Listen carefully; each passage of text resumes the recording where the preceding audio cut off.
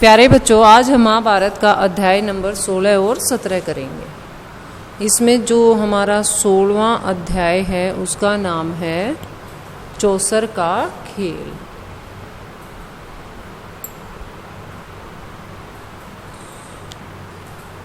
इसमें बताया गया है कि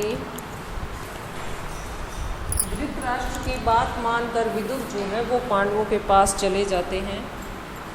धृतराष्ट्र विदुर को पांडवों के पास संदेशा देने भेजते हैं कि तुम उन्हें बुला लाओ, उन्हें संदेशा देकर आओ कि आओ तुम और चौसर का खेल खेलो। तो चौसर का खेल व द्रौपदी की व्यथा, जैसा कि हमें इसके शीर्षक से भी आभास हो रहा है कि इसमें चौसर के खेल के बारे में बताया गया है और द्रौपदी की दुख भरी कहानी के विषय में बताया गया है। ठीक है। धृतराष्ट्र की जो बात है वो मानकर विदुर पांडवों को बुलाने के लिए चले जाते हैं। उनको देखकर महाराज युधिष्ठिर उठते हैं और उनका आदर सत्कार करते हैं। विदुर आसन पर बैठते हुए शांति से बोले, हस्तिनापुर में खेल के लिए एक सभा मंडप बनाया गया है। चौसर के खेल के लिए एक सभा मंडप बनाया गया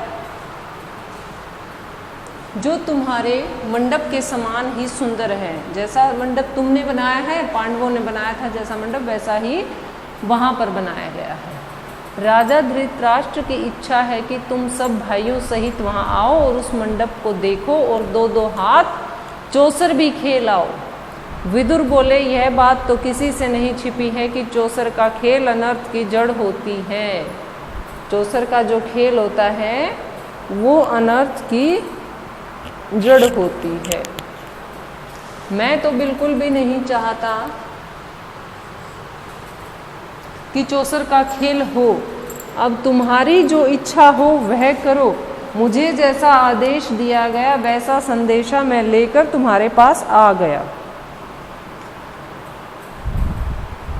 राजवंशों की रीति के अनुसार किसी को भी खेल के लिए बुलावा मिल जाने पर उसे अस्वीकार नहीं किया जा सकता था, क्योंकि अगर कोई किसी को बुला रहा है खेल के लिए और वो उसको इनकार कर दे, वो सोचते हैं कि वो कमज़ोर है। ऐसा होता है ना। तो कंपटीशन के लिए बुलाने पर कोई किसी को इनकार नहीं कर सकता था। ये राजवंशों की रीति है। खेल के लिए बुलावा मिल जाने पर वो इनकार नहीं करते थे, उसे अस्वीकार नहीं करते थे। इसके अलावा युधिष्ठिर को डर था कि कहीं खेल में न जाने को ही धृतराष्ट्र अपना अपमान न समझ लें और यही बात कहीं लड़ाई का कारण न बन जाए। दूसरी बात यह भी थी कि अगर तुम उन्हें मना कर देते हो तो धृतराष्ट्र जो है वो बड़े हैं और वो सोचेंगे कि मेरा इन्होंने अपमान किया है, तो कहीं इसी बात से लड़ाई शुरू ना हो जाए। इन्हीं सब विचारों से प्रेरित होकर समझदार युधिष्ठिर ने न्योता जो है वो स्वीकार कर लिया। यद्यपि विदुर ने उन्हें चेता दिया था, युधिष्ठिर अपने परिवार के साथ हस्तिनापुर पहुंच गए। नगर के पास ही उनके लिए एक सुंदर विश्राम गृह बनाया गया। वहां ठहर कर उन्होंने आराम किया। अगले दिन सुबह नहा धोकर वो सभा मंडप में जा पहुंचे चौसर का खेल खेलने के लिए। कुशल समाचार पूछने के बाद शकुनी ने कहा, युधिष्ठिर खेल के लिए चौपड़ बिछा हुआ है, चलिए दो हाथ खेल लें। शकुनी के बारे में तो सभी जानते हैं।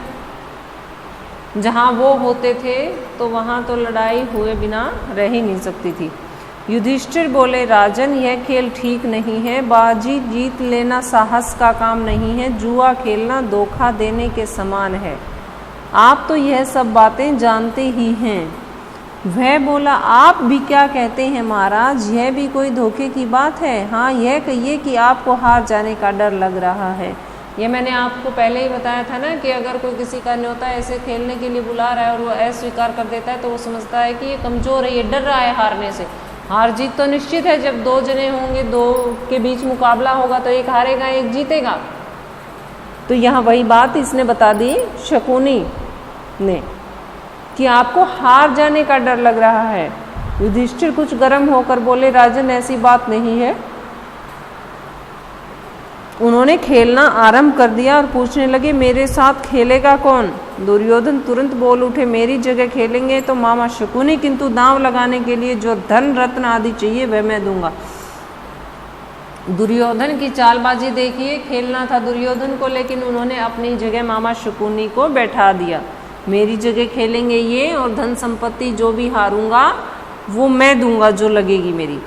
युधिष्ठिर बोले, मेरी राय यह है कि किसी एक की जगह दूसरे को नहीं खेलना चाहिए। ऐसा नियम नहीं था कि कोई अपनी जगह और को बैठा दे। यह खेल के साधारण नियमों के विरुद्ध है।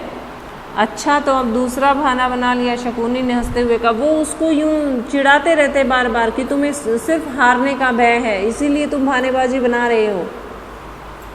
युधिष्ठिर ने कहा, ठीक है भाई, कोई बात नहीं, चलो खेल शुरू करो। सारा मंडप दर्शकों से भर गया। द्रोण, भीष्म, कृप, विदुर, धृतराष्ट्र जैसे व्योवृद्ध भी वहां उपस्थित थे। वे उसे रोक नहीं सके थे। उनके चेहरों पर उदासी जरूर छाई हुई थी। राजकुमार, कौरव राजकुमार जो है वो बड़े चाव से खेल को देख रहे थे। पहले रत्नों की बाजी लगी, फिर सोने चांदी के खजानों की, उसके बाद रथों और घोड़ों की। तीनों दाव युधिष्ठिर हार गए। शकुनी तो बहुत ही चालबाज थे, तो हारना तो युधिष्ठिर का निश्चित ही था उनके सामने। खेल में युधिष्ठिर बारी बारी से अपना सब कुछ गंवा बैठे।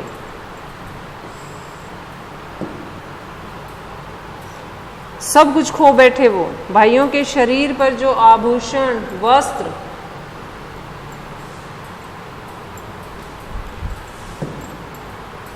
भाइयों के शरीर पर जो आभूषण, जो वस्त्र थे, सिर्फ वही उनके पास बच गए थे। उनको भी बाजी पर लगा दिया और हार गए। और कुछ बाकी है? उन्होंने पूछा। और कुछ बाकी है? शकुनी उनसे पूछता है। यह सांवले रंग का युवक, युधिष्ठिर जवाब दे रहे हैं, यह सांवले रंग का युवक मेरा भाई नकुल खड़ा है, वह भी मेरा ही धन है। क्या बताते हैं वो? कि ये सांवले रंग का जो युवक है, ये खड़ा है नकुल, ये भी मेरा ही भाई है। अच्छा, तो यह बात है। शकुनी उनसे कहते हैं फिर से, आपका प्यारा राजकुमार अब हमारा हो गया है। कहते कहते शकुनी ने पासा फेंका और बाजी मार ली। वो तो पासा फेंकने से पहले ही उनको टॉन्ट कसने शुरू कर देते हैं कि तुम तो हारोगे ही हारोगे। ऐसा उनको आभास कराते रहते हैं बार बार। फिर से शकुनी पूछते हैं, और कुछ बाकी है? युधिष्ठिर ने कहा, हाँ, यह मेरा भाई सहदेव। अब बारी आई सहदेव की। यह चला और वह जीता। कहते हुए शकुनी ने पासा फेंका और सहदेव को भी युधिष्ठिर गंवा बैठे। इस प्रकार से युधिष्ठिर जो है एक एक चीज को खो बैठे।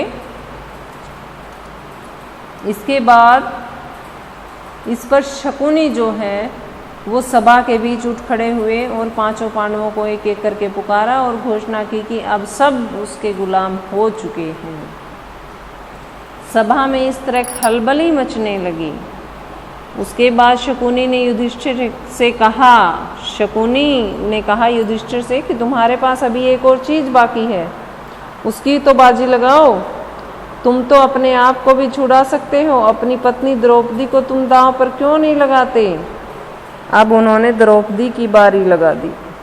द्रौपदी की पारी वो खेलने लगे। यही थी चौसर का खेल और द्रौपदी की व्यथा। इसके बाद बच्चों हम करते हैं 17वां अध्याय इसका, धृतराष्ट्र की चिंता।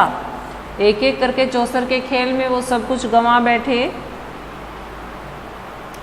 इसके बाद जब वो सब कुछ गंवाने के बाद पांडव जो है द्रौपदी को साथ लेकर वन की ओर जाने लगे, तो धृतराष्ट्र को उनकी बड़ी चिंता हुई और वो विदुर से पूछने लगे कि विदुर, मैं तो अपनी आंखों से देख नहीं सकता, तुम मुझे देख कर बताओ कि पांडव किस हालात में, किस प्रकार से वन गमन कर रहे हैं, वन की तरफ जा रहे हैं। विदुर ने कहा, कुंती पुत्र युधिष्ठिर कपड़े से चेहरा ढक कर जा रहे हैं। भीमसेन अपनी दोनों भुजाओं को निहारता अर्जुन हाथ में कुछ बालू लिए उसे बिखेरता। नकुल और सहदेव सारे शरीर पर धूल रमाए हुए जा रहे हैं। क्रमशः युधिष्ठिर सबके पीछे पीछे जा रहे हैं। द्रौपदी ने बिखरे हुए केशों से सारा मुख ढक लिया है और आंसू बहाती हुई युधिष्ठिर का अनुसरण कर रही है कि देखो मेरे साथ क्या हुआ। ये थी द्रौपदी की व्यथा, द्रौपदी का दुख। यह सुनकर धृतराष्ट्र की जो आशंका है और चिंता है वो और भी ज़्यादा प्रबल हो उठती है। पहले भी उन्हें उनकी बहुत चिंता रहती थी, लेकिन अब तो उनकी चिंता और भी ज़्यादा प्रबल हो उठती है। विदुर बार बार धृतराष्ट्र से आग्रह करते थे कि तुम पांडवों के साथ संधि कर लो, पांडवों के साथ युद्ध मत करो। विदुर अक्सर इसी भांति धृतराष्ट्र को उपदेश दिया करते थे। विदुर की बुद्धिमत्ता का धृतराष्ट्र पर काफी प्रभाव था। धृतराष्ट्र जो है विदुर से सहमत भी थे, लेकिन उनका जो बेटा था वो किसी भी प्रकार से नहीं माना और वो धृतराष्ट्र को उकसाते रहे। और धृतराष्ट्र का जो पुत्र प्रेम था वो इतना था कि वो अपने बेटे की किसी भी बात को टालना नहीं चाहते थे। धृतराष्ट्र दोनों के बीच में फंसे हुए थे, इसलिए शुरू शुरू में वह विदुर की बातें सुन लिया करते थे, परंतु बार बार विदुर की ऐसी ही बातें सुनते सुनते वह ऊब गए थे। एक दिन विदुर ने फिर वही बात छेड़ी तो धृतराष्ट्र झुंझला कर बोले, विदुर मुझे अब तुम्हारी सलाह की जरूरत नहीं है, अगर चाहो तो तुम भी पांडवों के पास चले जाओ। ऐसा सुनकर विदुर को क्या था, विदुर एकदम से गुस्से में हो गए और जहां पांडव अपने वनवास के लिए ठहरे हुए थे, विदुर अपना रथ जुतवाकर उस पर चढ़कर उनकी तरफ तेजी से चल दिए। विदुर के चले जाने पर धृतराष्ट्र की जो चिंता है वो और भी ज़्यादा बढ़ गई, उनसे रहा नहीं गया। उन्होंने सोचा विदुर को भगाकर मैंने भारी भूल कर दी है। यह सोचकर धृतराष्ट्र ने संजय को बुलाया और उसे बुलाकर अपने प्रिय विदुर के पास उनको भेजा। उन्हें बताया, मैंने अपने प्रिय विदुर को बहुत बुरा भला कह दिया है और वो मुझे छोड़कर वन की तरफ जहाँ पांडव ठहरे हुए हैं वहाँ चला गया है गुस्से में होकर। तुम जाकर उसे किसी भी तरह से समझा बुझाकर मेरे पास ले आओ। धृतराष्ट्र जो है उनकी पांडवों की, द्रौपदी की बहुत चिंता करते थे। ऐसा सुनकर जो संजय उनके सारथी थे वो विदुर को लाने के लिए चल पड़े। हस्तिना पहुंचकर जब धृतराष्ट्र के सामने गए तो धृतराष्ट्र ने उन्हें बड़े प्रेम से गले लगा लिया। संजय जो है वो विदुर को वापस ले आते हैं। इस पर धृतराष्ट्र बड़े खुश होते हैं और गदगद स्वर में बोलते हैं, निर्दोष विदुर, मैं उतावलेपन में जो कुछ बुरा भला तुम्हें कह बैठा उसका बुरा मत मानना और मुझे क्षमा कर देना। इसी तरह एक बार महर्षि मैत्रेय धृतराष्ट्र के दरबार में पधारते हैं। राजा ने उनका समुचित आदर सत्कार करके प्रसन्न किया। फिर महर्षि से हाथ जोड़कर पूछा, कुरु जंगल के वन में आपने मेरे प्यारे पुत्र वीर पांडवों को तो देखा होगा, वे कुशल से तो हैं। इससे हमें पता लगता है कि धृतराष्ट्र पांडवों के विषय में कितने चिंतित रहते थे। उनके पास जो भी आता है उन्हीं से वो उन्हीं पांडवों के बारे में पूछते रहते हैं कि वो कैसे हैं, किस हाल में हैं। इसी के साथ बच्चों हमारा 16वां और 17वां अध्याय जो है